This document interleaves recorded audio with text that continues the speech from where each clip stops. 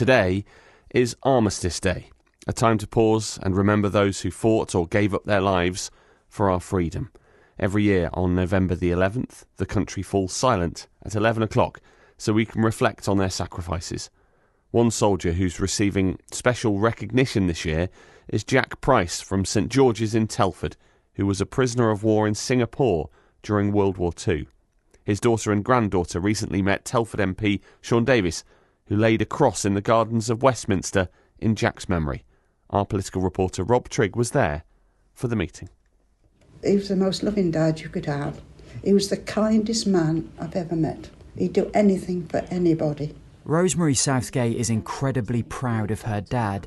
She's brought along today a treasure trove of memories and artefacts, including one of only 3 letters that Jack sent to his wife whilst held a prisoner of war by the Japanese. Yes, this one.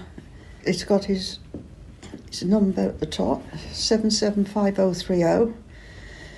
Dear Wyn, that's my mum's name. I am a prisoner of war, conditions good. Do not worry, I am in good health. Give my love to all. Love, Jack, and 6 kisses. If he hadn't have put that, they wouldn't have sent it. They had to say that they were in good health and they were being looked after, but they weren't. No.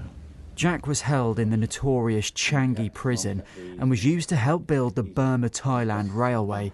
He never spoke of the atrocities he witnessed, but the impact on his life was profound. Here's Rosemary and her niece, Sarah Dukes.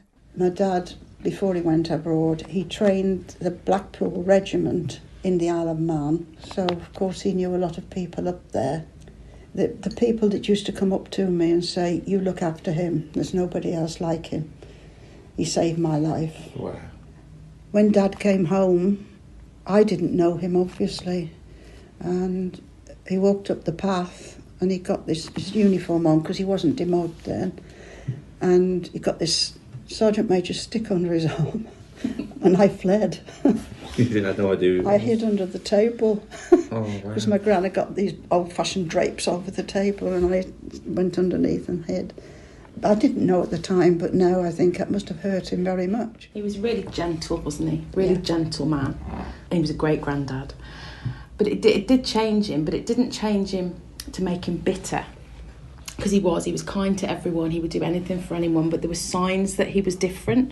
So I remember, and Auntie Rose has remembered as well, that when we were little, he would hold our hands, and sometimes his hand would twitch, and we'd say to our nan, oh, Grandad squeezes our hand, and we found later that was shell shock. But he never spoke about it. But he wouldn't have rice in the house, he wouldn't have anything made in Japan in the house, because that's how it had scarred him, wasn't it? The treatment and the things he'd received. Triggering. Yeah. I suppose this is something else that frightened me as well. The nightmares he had. Yeah. He used to have terrible nightmares. And as I got a bit older, I used to go into the bedroom with my mum. And it was something terrible to see as a child.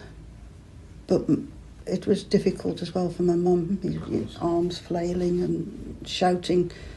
We couldn't tell what he was saying. Jack died in 1985 of bowel cancer at 74. His life, or you could say his survival, is just one account of the pain caused by war. Well, thank you so much for putting forward your dad's story and for telling us about him. You know, you are proud of him, but so is Telford and so is our country. So thank you.